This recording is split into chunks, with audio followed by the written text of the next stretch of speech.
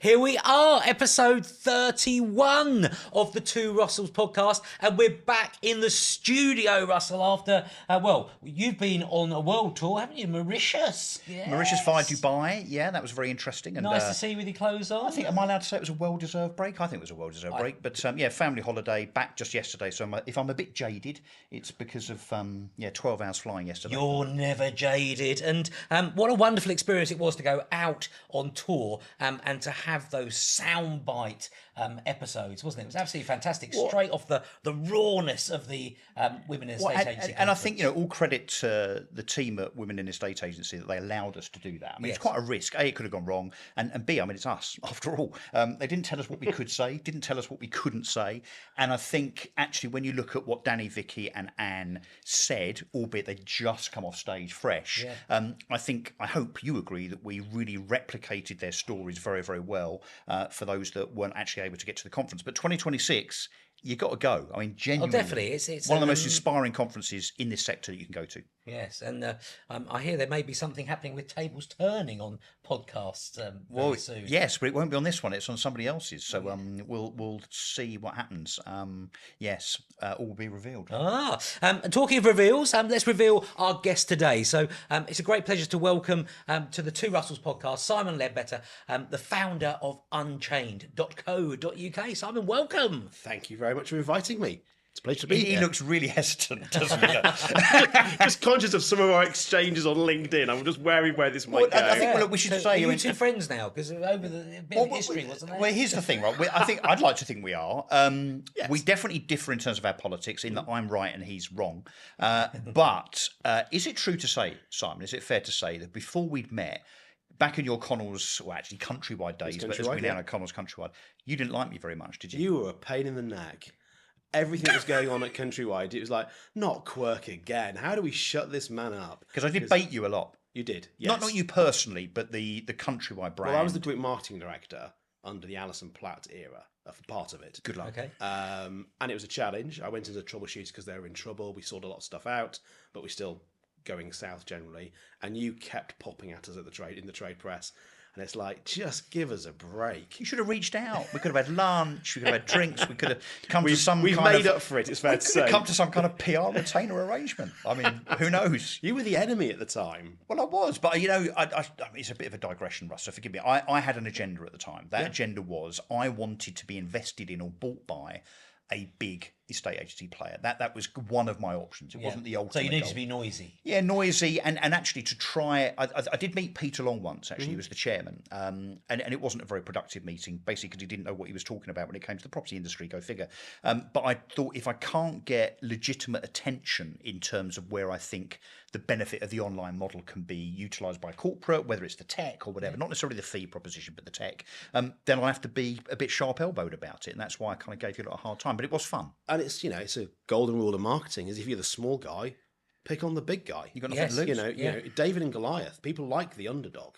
And in reality, the advice that I give all the time when I talk about marketing is if you are the small player, you have all the disadvantages. You've got to shout, Pick on the big shout. guy. That's what Richard Branson did with Virgin. Well, we should come back to that later when it comes Mm. to particularly self-employed agents, because I think that there's perhaps some advice you can give in terms of self-employed agents, whoever they're with, whether they're with EXP or Talk or our old mob, Keller, which is where we kind of really met and bonded, Simon, didn't we? We formed a very strong bond at Keller, it's fair to say, for all sorts of reasons. One that was really successful in the end. Yes, it was. Before you two have a little loving about Keller and your time there, a lot of people will know you, Simon, being around the industry, being in the industry. If there's an industry event going on, we'll see you there. We've met recently at a couple of events, but where did it all begin for you? So let's go back before we sort of come up to the modern day. Where did it all begin? Well, this is going to make Russell smile. I wanted to be Prime Minister. Okay. And he's going to love this even more. A Conservative Prime Minister. What? Have you changed? I went to study politics at the University of Essex in Colchester. Okay, right. Did it for 2 years. Hated studying politics. So I dropped out of the university, worked for a local newspaper, loved business. So I went back and did a business degree for 3 years. Did 3 years of a business degree, loved marketing. And actually I had two paths to go down. I was really good at HR and I was really good at marketing. And I was doing really well. And I went down the marketing route, partly because I actually, fancied the marketing lecturer. Really? Yeah, she was amazing, and I really liked her. She was brilliant as well. Is your wife going to watch this podcast? Oh, she knows. She knows. But she knows the name Debbie has some significance in my life. But that sent me down the marketing route. I decided I love newspapers, so I liked being a newspaper. So I wanted to work for newspapers at that point. I worked for Northcliffe, the largest regional newspaper. Yeah. So I ran marketing for them. Then I ended up at the Daily Telegraph. I'm a Northerner because they call it Telegraph, not Telegraph. Was there for a couple of years. Was made redundant. That was an experience of being made redundant when they shut down my department. And that was an interesting kind of life because I'd wanted from very young to work for a national newspaper, and it all came crashing down. And why? Because you saw that as kind of glamorous in some way? A friend of mine said at my wedding that when I went on holiday, I'd often introduce myself as Simon Leadbetter, Daily Telegraph. And it was amazing. That business card got me into places that nothing else would have got me into. Saying I was from a national newspaper opened all sorts of doors for me. I can imagine back in those days. And that was powerful. The Daily Telegraph, no one wanted to upset a national newspaper. Yeah. Still don't, to be honest with you. So I did that for a couple of years, was made redundant, was scanning around and tripped, and an employment person put me in financial services. So I worked for Abbey National. Then I worked at Barclaycard. I sold more PIP than anyone else in the UK. Right. Hang on, the PIP that's now being railed against by society on the basis of mis-selling. Yeah. So basically, you're responsible for the PIP mis-selling crisis. Yeah, I resigned over the mis-selling crisis. Oh, really? Wow. Because I demonstrated that the number of people we were selling it to wouldn't be able to claim it. Well, because you realised it was being missold. I just knew, basically, I didn't know it was mis-selling at the time. I just said, if only 56% of people in our database can claim it, and our target is to sell it to 75%, there's a mismatch between the two figures there. Had a massive standard. I got nicknamed as Slammer because I slammed a door when I walked out of a meeting with my boss, and had a long walk around with the CEO. And so it's a big conscience thing then? On the basis, I mean, would you go as far as to say it was fraud? I think it was... Was it? No, I think it was what they were doing wasn't illegal per se. It was just unethical, very unethical. But welcome to financial services. Wow! Even though it's one of the most regulated sectors in the country, there's a lot that goes on in financial services that is very grey area, and I would say from my experience, and it's not illegal. Caveat emptor, buyer beware. Is it a bit like the MP expenses scandal? It's not illegal. Yeah, you shouldn't have done it. Yeah. They don't do it. They're all on car claims now, aren't they? They don't break the law because they don't break the law because they can't break the law. The case they are, they get caught and they're absolutely slammed. And there's all sorts of rules about it. But the global financial crunch and all that kind of stuff just shows there's a lot of dodgy stuff going on in financial services. I was there in financial services for a number of years. Then started my own company. I ran that for a couple of years, a marketing agency. Sold that in 2006.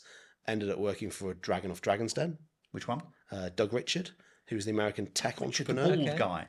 Yeah, he only lasted one or two series. Two series. Yeah. He was a tech entrepreneur. How was that, being invested in by a dragon? Well, I worked for him as his chief marketing officer. And basically, we profiled fast growth startups. So we profiled 5,500 venture capital backed startups. You may have heard of a couple of little ones we profiled, like LinkedIn. Ocado. Wow. We worked with the team at Microsoft and Apple and Google, the investment teams, trying to find the next big things. So they were businesses that he had invested in? No, they were business. He invested in companies, but they were companies that we just profiled. There were 5,500 venture capital companies in Europe, and they were, to us, the future of where business would go. Right. So we profiled them, we understood the leadership, the strategy. They all burnt money like there was no tomorrow. So none of them made a profit. Yeah. That rings a bell. But they were growing at extraordinary rates, and they've shaped the world we live in today. Yeah. Ultimately, the company was bought by Dow Jones. So that went into an interesting place during the global financial crisis. I've always wanted to be my own boss. So I kind of thought, no, I'm employed again. I don't want to be employed. Yeah. Cast around, couldn't find anything, and ended up back in financial services for a few years. So I worked for Prudential and AXA for a few years, and eventually I just had enough. Right. So I started my own business. I discovered the whole world of clean tech, so clean technology, renewables, and all that kind of stuff, which we did these presentations when I was working for the Dragon, bringing together investors and smart companies. If it was media tech, so games or fun stuff, they could raise the money like that. Yeah. So people like King and Candy Crush. All that, exactly. Massive. Yeah, absolutely. All those games, all those kind of things. They would raise money very quickly. tech, as in proper tech, the hard stuff, the science stuff, couldn't raise the money. So I launched a business called Blue and Green Tomorrow because we want the world to be blue and green tomorrow as it was yesterday. You're going to love that, Mr. Quick. So very woke, but basically very capitalist. We basically saw a good way to make money with these companies. We want to connect investors with the smart green companies. Ran that for 7 years. I'm sure we'll talk about it. Had an interesting blip in the middle of it. What do you mean a blip? Let's expand that. Yeah. So now, if I get emotional at this, it's because actually it's probably some many do unexplored kind of issue on it. Is we nearly went bankrupt in the process of it. So 3 to 4 years in. Yeah. So so I started in 2010, 2013. We hit a real financial crisis. The business was taking off, costs were taking off, revenue hadn't. I was a terrible businessman, and I made some bad decisions. And I remember sitting on a sofa in the room with my wife going, we've got £1.67 left. Total, not just in the business. Total. By this time, we'd lost our house. Anywhere. So anywhere. Business accounts, personal accounts. £1.67. By this time, we'd lost our house in Notting Hill. What, repossessed? I'd sold it to keep the business afloat. But it had to go. It had to go. I just couldn't afford to keep things going. Yeah. We'd burnt through the cash and the equity we had in that. And it's like, sorry, I nearly swore. It's like, wow, I failed on every front. And then I don't know quite how it happened, but a couple of things happened with a guy helped me out financially with a bit of money just to keep us going, pay our bills for the next few months. I can't thank my father-in-law enough because he stepped in and helped us out with our rent at the time. And hang on, let's just dwell on that for a second. That is not an easy conversation to go to your wife's father with your hand out and to say, I need some financial help. And he's done it more than once in our lives. How did that go? How do you do that? Well, how do you prepare yourself to knock on the door, presumably without your wife, and say... Well, I'm going to sound like a coward now. Actually, my wife did it. Right. My wife's always been my business partner. And she had the conversation. And it was tough. And it was horrible. And, especially the pride for you, Notting Hill, living in... I don't think... It took me a long time from the emasculating feel of that. It was so humiliating. I owned a place in Notting Hill. I'd be Simon Leadbetter, Notting Hill, not Simon Leadbetter, Daily Telegraph. I had a balcony overlooking Colville Square and champagne every Friday night out. And what year did you sell that place? So we sold it in 2011. And just think, what would it be worth now compared to 2011? Don't do that. Don't do that. Oh, I have lost, I know this, probably about £800,000-900,000 worth of equity. Okay. We do go there, Russell Jonas. We go there. Yeah, so that was an interesting experience, but we turned the business around.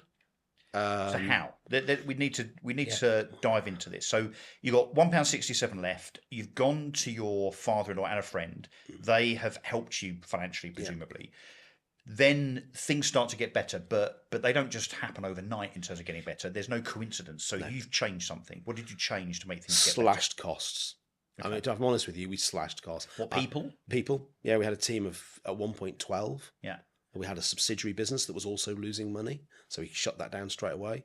We took some really tough decisions. So you had to lay people off. So you had great clients and great contracts, but just burning too much cash. Yeah, the revenue was not enough to meet the costs. Yeah. So, some great friends I made. Some of them who are still friends now, but it was a tough time. You had to lay them off. I had to lay them all off. That's hard. And it was, because it was a very small business. When you've got a small business, the people you work with, in a startup, they're kind of your friends. Yeah. And I'm glad I saved some of the friendships, not all of them. Some people won't even speak to me now. Right. And actually, it's funny, we were having a conversation before we started recording about paying bills. Yeah. One of the reasons why I sold my house is because I needed to honour bills. And I wouldn't not honour my bills. And I had the money, I just had it in a house. And I could have gone, I'm going to declare myself bankrupt and I won't pay you. But that just, again, I'm a fool with ethics. No, but it just seemed unethical to me. More of that wouldn't be the right thing to do. No. Right? Yeah. What would you go back and tell your younger self now about that journey? It would be spend more wisely. It would be very much unless you've got a large amount of capital behind you, and I know from the startup world, burn rates are perfectly normal and fine. If you've got the right investor. So you mean spending more money than you've got in a pursuit of growing the business quicker. Yeah. We would always talk to businesses when I was working for the venture capital world is, what's your runway? How long have you got where you can basically burn money until you run out? Sometimes without making any money in terms of revenue, because you were building something where someone could see the future. Yeah. You know, Reid Hoffman, who came and presented at who founded LinkedIn, he presented at one of our talks. He said, the first thing you do in any startup is build millions of eyeballs. Get millions of eyeballs on your business, and then you monetize them. Yeah. So monetize them. Take those eyeballs once you've got people addicted to your network or your business, and then you turn them into money, which is a venture capital startup mentality. Yeah. Unless you have that capital behind you, don't do that. Just don't do that. Because you're the likelihood is you're going to crash and burn. Right? You'll just going to run possibly out of go bankrupt. You might lose your house, and if you go bankrupt and lose your house, you may lose your relationship.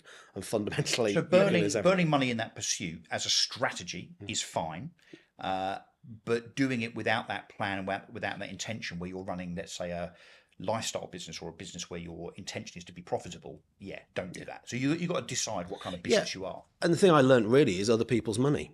Is if you really want to take a risk and you've got a great business idea, burn other people's money, not your own.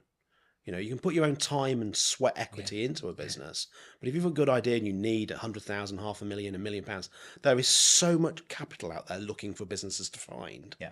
You need to know the right people to talk to. And they don't mind it being risk focused either, which of course it is. If they want safety, separate business from personal, don't you? Often it gets. And if they want a safety, they just put it in a savings account. These people want either to lose everything or get 1,000% return. So you dodged a bullet 3 to 4 years in. So the next 2 or 3 years were more successful. It was survival.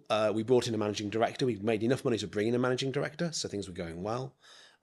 He basically said to me, it was a great conversation. We went out for a beer. A guy called Ben, again another great friend, and he said, "How much money could you earn if you had a job, Simon?" And I went, this much. He said, "This business, having looked at it, will only ever make you this amount of money. Why don't you get a job?" What, less? It was a lot less. It was a lot less. He said, "It's a great idea. It's in sustainability. Sustainability is now the fastest part in growing part of the economy. Then it wasn't. We were the lunatics at the time. We were the freaks. I still are. We'll get onto that. In my book. But anyway. Let's save that for a political podcast. Exactly. And it's like, literally, I could earn 3 times as much if I just walked out tomorrow and got a job. I didn't want a job, and I had discovered the whole world previously of this. Why were you so obsessed with working for yourself? Because I get bored very easily. I clearly am on a spectrum of ADHD. It's in my family, and it's quite obvious that's the case. I am very interested in something for a 6-month period, and I want to work on something, and I need to work on lots of different things to keep me interested. So the same job, 9 to 5, 5 days a week, 48 weeks a year, I am tearing up the furniture. If you've got a problem, I will fix it. Because when I was doing the research for this today, you have had a lot of jobs. Your LinkedIn job list is like a league table. Yeah, you've had. I didn't count. I think you've had about 15. I think, haven't you? 15. I think it's more like 22. Yeah. Wow. You need to load more. Even more. Keep loading. 22 jobs. I think. Well, so hang on. That's probably, is that one for every year since uni? No, not quite. About 1.5 jobs. Yeah, 18 months. Yeah. That's a lot. Well, a lot of that's because I was interim. So, you know, if you've got an interim person, it's always funny when I meet an interim person. So they're part-time, temporary, and they've been in a company for 5 years. Yeah. So what's interim about you? Yeah. Now, an interim person should go in for 6 to 12 to 18 months at a max, fix the problem, because they're very expensive as a day rate. Yeah. I was very expensive as a day rate. But then you bring in a permanent person who can manage the status quo. I'm a change agent. I change stuff. And if it's like we're fixed, I'm still going, I could still change things. But you don't want to be the safe hand on the tiller, the consistent, run this for the next 5 years, business as usual guy.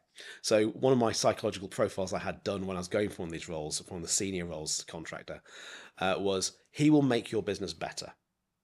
He will make a terrible mess, have people around him who sweep stuff up.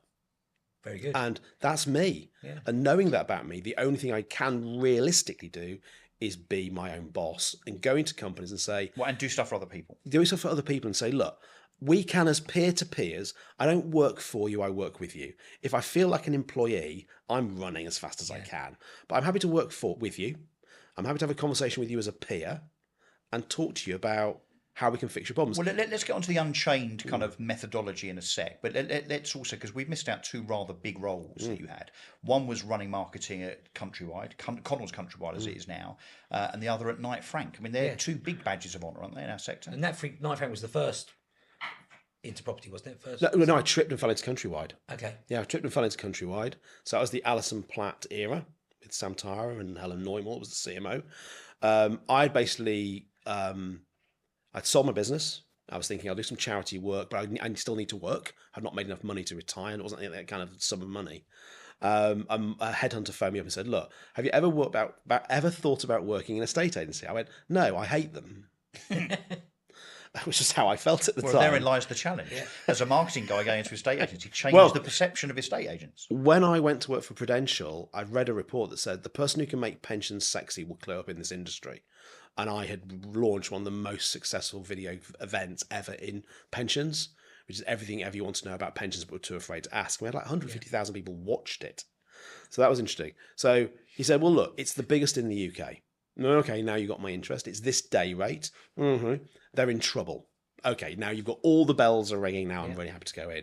And I went as a lone wolf to look at the London side of the business. Things changed very quickly over the 18 months I was there. My CMO left. I got promoted into a group marketing director role. I merged all the marketing capability into one team. And we had some great success. We won the biggest promotional event we'd ever done. But in the end, it just didn't work out. And a complicated business because it had multiple brands. 63 brands. 63 brands. Even more now. You also had the Alison Platt problem, which, look, as we're talking about that era, we should talk about, which is this fateful decision to split almost like a retail operation, estate agency. So sales separate from lettings and so on, which a lot of people at the time said was the wrong thing to do. I think it was proven that it was probably the wrong thing to do. New fee models as well, wasn't it? Yeah, and tried to do the online fixed fee thing. I mean, Alison, with best intentions, didn't know what she was doing. No, and I think she was very badly let down by the board. Well, Peter Long also didn't know what he was doing. I mean, he was running Royal Mail at the time, which had huge problems as well. Massive problems. They couldn't deliver a letter the next day. I mean, which is Let kind alone of fun. that tout leaflet. Which is ironic. Let alone the completion of a big property. So, I don't think there was huge competence. Let's be kind. There wasn't huge sector-related competence at the top of that business. No. And I think in a state agency and lettings agency, you need to understand estate and lettings agencies. Because it looks really easy, doesn't it? It's really straightforward from the outside until you realise that very few people are actually any good at it. Yeah. And, there's a really narrow strip of people who are genuinely very good at estate and lettings agency. Most of them have been on those podcasts or about to. Exactly. I mean, or to be honest with you, yes, a lot of them have gone off to be self-employed or to run their own businesses because they really know how to do it. And that was lacking massively in the leadership. We didn't have that level of understanding the industry. I mean, we'll talk about marketing because I think this industry needs outsiders to help with the marketing because the marketing is not very good. But when it comes to running a estate and letting as a sector, yes, as a sector, the industry is not very good at marketing at all. I've been very critical of it. I mean, maybe you might need to be a little bit more guarded, but I think estate agents in particular are atrocious at marketing. They think marketing is sticking their listings on Rightmove. That isn't marketing. But they're not very good at marketing themselves as a business or a brand, which I guess is why Unchained was born. But we've got Countrywide now. We've got to get to Knight Frank. Yeah. Knight Frank is an even bigger feather in your cap, I think. So, global head of marketing for Knight Frank and partner of Knight Frank, the flagship of high-end of estate agency. So again, I'd left Countrywide, and the same headhunter phoned me up and said, "He's done all right out of it, hasn't he?" Well, I was on a 30 to 40% commission, so he's made a lot of money out of me. I need to give him a call. We're still. We often have lunch. Need to get him on board. He often pays. He said, and I said, "Okay, what role have you got?" And he went, "Would you ever consider working in real estate again?" And I went, "No, never." After the whole you hadn't got the drug, you haven't got the bug. No, it was such a horrible experience when I was at Countrywide. It was literally cutting jobs, it was fixing stuff, it was a mess. It was firefighting, and often with very little outcome that was positive. We arrested, slowed the decline, but we didn't get where we needed to go. It's like we're closing branches and we're merging brands. It was a mess. Logical stuff. Yeah. And then I basically said at the end of when I said I'd never work in, unless it was one of the, a Knight Frank or a Savills. What would we call them? A trophy brand. Yeah. And he said, well, funnily enough, it's Knight Frank. They need an interim global head of marketing for 6 months while they find the permanent. Would you be interested? And I went, as it's Knight Frank, yes. So I went in there, and we'll talk more about it, but they said, the thing is, we don't want someone who wants the permanent job. I was there for 3 months, and they asked me to go for the permanent job. Right. So I was there for 2.5 years in the end. And to be honest with you, we it was probably my best period in real estate up to that point. I loved it. You know, it's amazing properties. It's an incredible brand. It is still in the 19th century in some ways, in the way it operates. What are the first things you look at when you go into these businesses? What are you looking at straight away, Simon?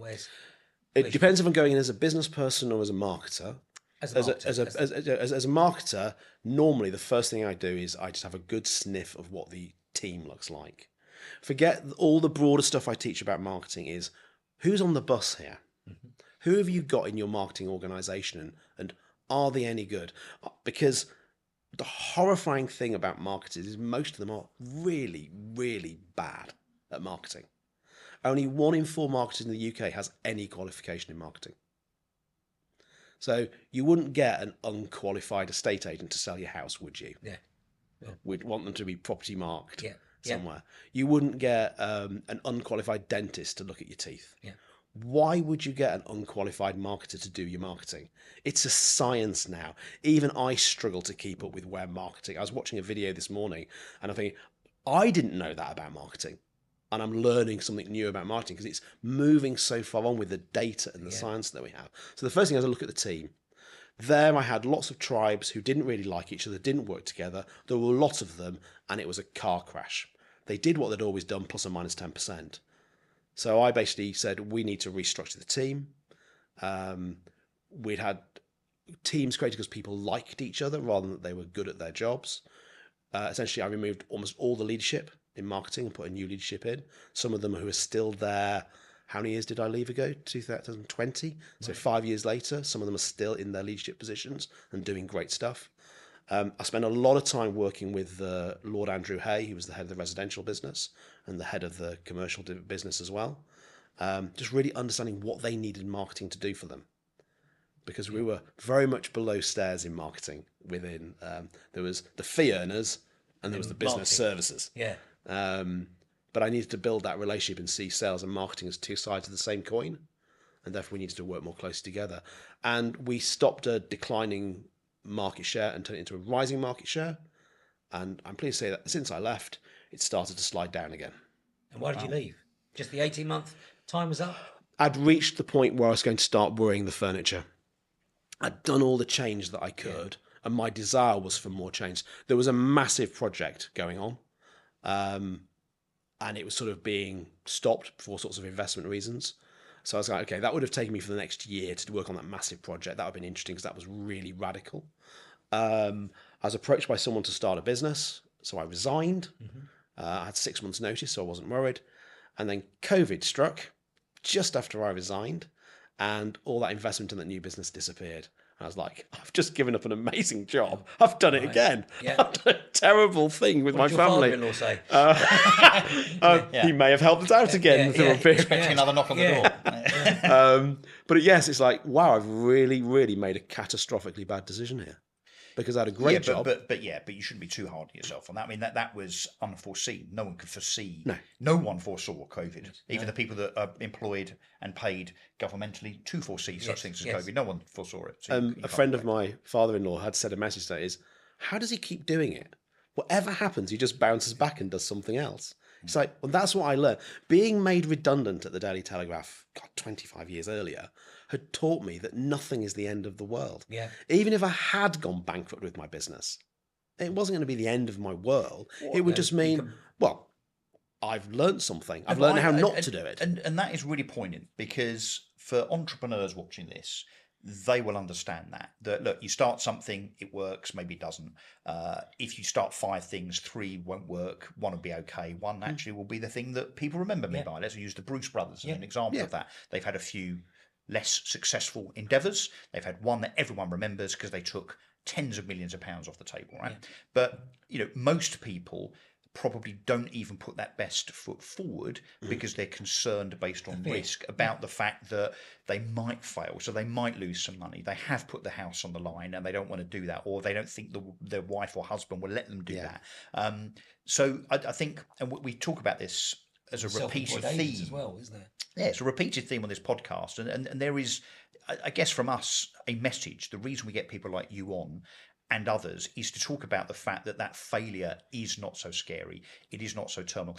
I'd also argue strongly, based on the failure that I had in eMove, that you've got to have the failure.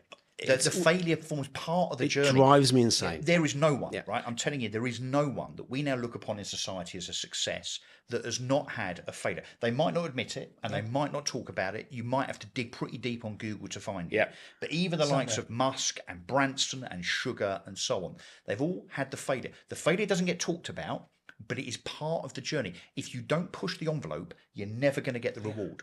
And we have a real, if you go to America and you talk to venture capitalists in America, as I did working through a dragon, the first thing they'll ask any entrepreneur is, when have you had a failure?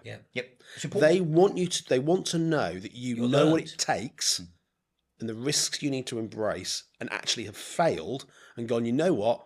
Failure is not getting up again. Failure is going, you know what? I learned a really important lesson. I know one entrepreneur, and he's very well known, so I won't mention his name. And he had one business and it was a massive success. He's made a lot of money and now he's teaching other businesses how to be entrepreneurs. And I know it's so naive. They had one success. Right. They have never failed. Yep. They don't know what it is to sit on a sofa with your wife in tears going, we've got £1.63. Yeah. And then pick yourself up, do it again, and then do it again and do it again. And that's what entrepreneurship is. Keep looking forward. Just keep looking forward. Fail forward, as we used to say at Keller Williams, is you fail forward. We haven't really got to that Keller Williams bit. Did you say this was 30 minutes? I mean, you know how I'm concerned. A little bit longer. Yeah, well, the Keller Williams thing, obviously, we both know each other from that experience.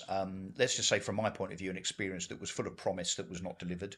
But again, I would argue strongly that as part of my journey, I'm sure you'd say the same, Simon, it was kind of important, both in terms of what I learned going to the US and talking to American agents. I probably wouldn't have done that if I hadn't got become part of the Keller thing. And the people that you end up knowing, I mean, Simon included. Loads of people. I mean, it was I've a network. I have to say, and do I need to tread carefully? No, bollocks, probably not. I have probably made a significant amount of lifelong friends from that Keller experience, most of whom ended up being disgruntled. And we ended up with this little club being formed, which was of, the disgruntled Keller Williams people that were bought in on the basis of a promise that was unable to be seen through for a whole bunch of reasons. But it was ultimately, it was a learning exercise. It was good. I actually did financially. I did very, very well out of Keller. Very, very well. In terms of selling my shares at the end of it based on a bit of a dispute, which I can't go into for legal reasons. But I came out of it. The sad thing is with Keller, and I know you came out of it okay, some people did not. No. Some people lost a lot of money based on a prophecy, a philosophy, not from Keller US. Actually, there's a lot of people making lots of money in Keller Williams internationally, particularly in America. Let's just say, this is my opinion, you feel free to disagree with it. You have to have the right people running the top of the business. Keller Williams UK did not have that, as I think is now pretty demonstrated and proven. But also, just because your model works very, very well in the United States, where it has a different legal structure and a different culture, do not think that you can literally cookie cutter it, copy and paste it into Britain. There are some models, like EXP, in my opinion, that have translated exceptionally well into Britain because you've got a Brit running it and someone that understands the difference between the US and the UK. Keller Williams did not understand that there was a difference between the UK and the US. And I remember having a conversation with one of the principals of Keller Williams UK, one of the founders of Keller Williams UK, Diane Griffin. She would remember this if she watched this, where I argued with her strongly that you cannot just replicate the United States and the UK. And I said, we're different. Our business is different, our culture is different, our legal system is different, and we don't have loads of self-employed people. So that step from one brand to another is different. And she vehemently disagreed with me. What were your challenges there? Well, I mean, I went in to be their CMO to basically build their marketing. I mean, for me, Keller Williams was and is still the leader of self-employed agencies globally. I mean, just 25,000 agents. I mean, they're just huge globally. There are some amazing others. IOD's come forward, EXP's come forward. These are all amazing models, but they all actually come out of the Keller Williams world. It makes they were the founders of the model. Well, EXP is a derivative of Keller Williams. It is. Because Glenn Sanford, who's the founder of EXP, was at Keller Williams, and he adjusted the model. I'll never knock Keller Williams as a model. I think your point is right. The leadership in the UK just was wrong. And absolutely, we are two countries divided by the same language. You cannot apply what happens in the US to the UK. We are different. And we got And Keller Foxtons Williams. and Purple Bricks both found that the other way, didn't they? Yeah. Tried to make a foray into the US and failed. Yeah. We're very different markets. Even at Knight Frank, we had businesses around the whole world, but we didn't have the USA. We had partnerships. Yeah. Such a different market. We had Newmarket and Douglas Elliman. Newmark and Douglas Elliman, commercially and residentially. We didn't have Knight Frank in the USA. It's a mistake to think it's the same market. It's 50 different countries, effectively, with different laws and different ways of doing things. We actually did some great marketing work. But again, the promises that were made to me were not met. Yep. I don't say much more than that. And that was the thing. And that was writ large across everyone I knew, and this group of people who came together saying, why is what's promised not what's being delivered? Just to be clear, the culmination of Keller Williams' activities in the UK is that the business that owned the franchise for Keller Williams United Kingdom, which was granted by the United States, went bust. Yeah. So, as a matter of fact, the main business, Griffity Limited, I think it was called, that held the franchise, that ran the UK and then granted franchises to the likes of Essex and Central London and Oxford and so on. That business went bust about a year and a half ago. Yeah. Yeah. Owing a lot of money. Hundreds of thousands of pounds. Yeah. A lot of money. So you come out of there, Simon. Yeah. So time to look at what you're going to do again. Yeah. Again, Chat with the I father-in-law. literally go. That's it. I'm now going to run my own business, and then Josh Rayner calls me. Okay. And there's a great role as the CEO of Fine & Country. So I went into the CEO of Fine & Country, amazing brand. So the nice thing is I'd learned corporate from Countrywide. Yeah. I'd learned high-end from Knight Frank. I'd learned self-employed from Keller Williams. What I didn't realise from the outside looking at Fine & Country is it's lots of independence. I never really worked with independents, and I loved the independents. So I got to know all these individual entrepreneurs who ran their own agencies. It's like, this is really interesting. But by this point, I'd gone, I am turning 50. I need to run my own business. I have to again. This is the moment. So it kind of came. It was they didn't want me to leave. I didn't want to leave in the way that I did, but in the end, it wasn't going to work. I want to take it a different direction, which I've gone in for the interview. Is this is an amazing brand? Let's build the brand. They wanted, look, we want to basically promote our tech to our network. Different strategy. So in the end, it was like, you know what? I need to go my own way. Thought about what I should do, and then launched Unchained. So tell us what Unchained is. So can we get, so you're famous for your 30 years of marketing. Can we get 30 years of marketing into 30 seconds, Simon?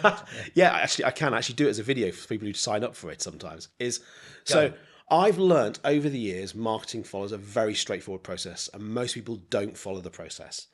And the process is called ISTAR. And it's a very simple process which I teach on 30 years of marketing in one day. Is you start with insight. What do you know? What do you not know? What do you know about your customers, your market, your competitors? Understand that. Only when you have that should you develop a strategy. If you don't know where you're going, it doesn't matter what decisions you make. So have a really clear strategy that other people understand. Everyone understands. That's our North Star. We're going there. Talent, the T of this star. Who's on the bus?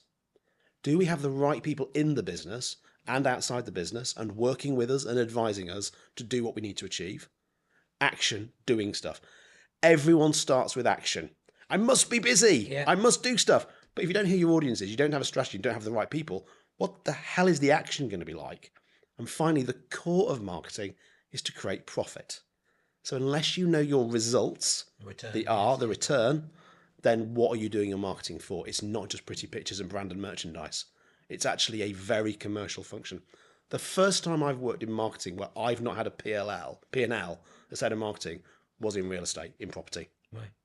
Before then, my marketing generated profit through direct marketing. Yeah. So I had a budget of £1, £2, £3, £4, £5 million budgets. But to bring in 10 times that. 10 times more. Yeah. 10 times that. You know, my long-term run rate was 10 times.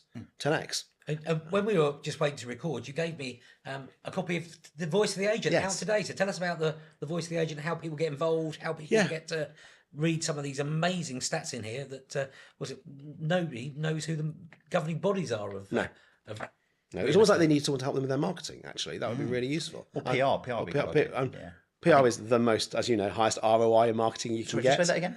It's the highest ROI in marketing you can get. But as we know, talent is the fundamental thing, getting the right people on the bus. So The Voice of the Agent. So I started it 3 years ago as part of a project because we all know who the noisy people are in the industry. we may be three of us sitting around here being the noisy people. I want to know what everyone thinks in the industry. Insight. Start with insight. I want to understand what people on the shop floor actually think's going on. Talk about their business. So we did a research project. It became the voice of the agent. And we thought, let's keep repeating it. Now, the first one was, we'll do it for ourselves. And I produced it and I thought, you know what? Let's just put it out there.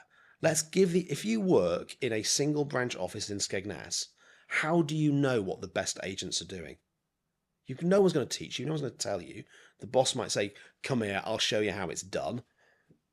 Shudder. Yeah. But it's like, look, we can, because of the data we've got, we can break out the agents who are growing and say what they do. So we've basically repeated it in 2023, 2024. This year we've broken up into 4 big chunky parts. Because actually the survey in 2024 took an hour to complete. And we just saw it in the response rate. So people just gave up halfway through. Someone even wrote, I'm bored halfway through the survey. So we know the results at the end weren't as good. So we broke up into 4 parts. So the hot part you're holding there is the sales, lettings and marketing part. We're just wrapping up the PropTech Portals AI part. Russell's be participating in one about regulation, housing, government and all that, and how we're going to fix the housing problem. And at the end of the year, we have something called Voice of the Consumer, where we basically say, what do customers think compared to what agents think? Yeah. And it's interesting, the differences between what customers think and what agents think is always quite dramatic. Yeah. And then we make it completely freely available. So if you go to thevoiceoftheagent.com, you can just download the report for free. Fantastic. And we just want the industry to be better. And you start with insight. Let's give the industry the insight and you can make informed decisions. And it really is a fabulous report. I mean, obviously, it's the second year that you've done it, and I'm delighted to be part of it in a very small way. But for agents to understand what other agents are thinking, but the key bit, the mismatch between actually what you think consumers want as an agent and what they actually want. I mean, if you can join those dots, I would say that when it comes to marketing, that's pretty fundamental, really. So, in other words, asking someone what their problem is, you then become the solution to it. You're probably going to be on the right road, aren't you? And don't sell. The best products and services are bought, not sold. Yeah. Because people want them. Yeah. We were talking about watches before we started recording. Patek Philippe does a bit of brand marketing. Yeah, and Rolex. But, Rolex, bit of brand it spends a lot. But relative to what its revenue is. But they do the opposite, actually. They basically tell you what you can't have. Yeah, you can't have it. If you need to ask the price, you can't afford it. Yeah. And now, for an agent, self-employed or corporate, is you want to be telling a story in your local area that makes you interesting, shows that you understand it better than us. But knowing who your audience is means you can tell a story that resonates. If you're just selling, be the Google of your put people, marketplace. be the Google of marketplace. Be the expert. Be the person who goes, okay, so all these stats that get published, they're national, they're regional. I'm going to drill it down to Boxmoor.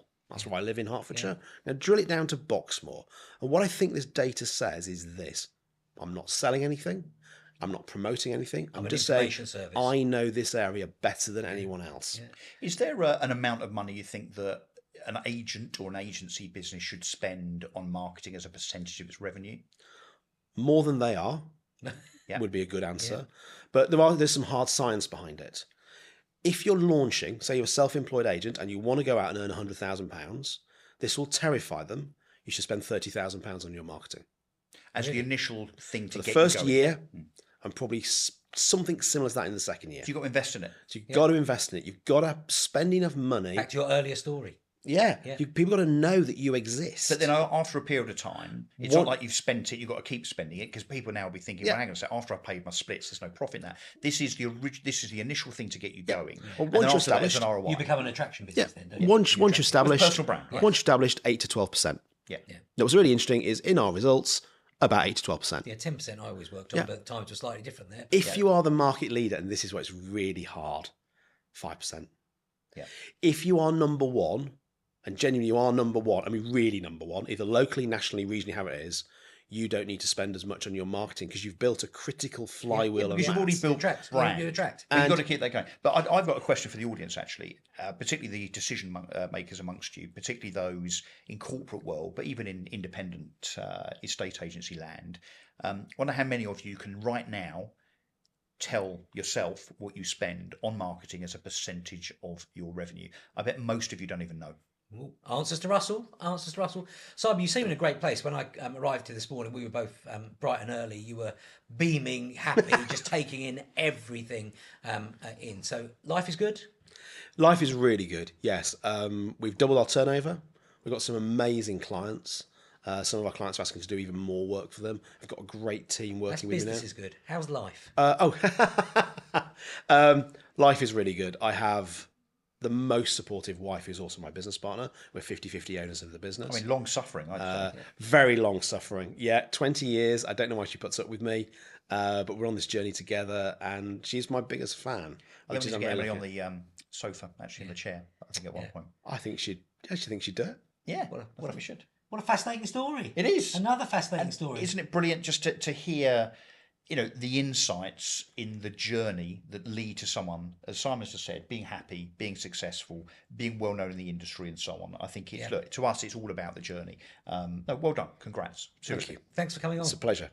That's it, the end of episode 31. So if you've enjoyed the podcast today, please hit that subscribe button, give us a thumbs up so that we can get even more great guests on. And the next one is coming up. It's going to be a very interesting story once more. So all it is for me to say is it's good night from me. And it's good night from him.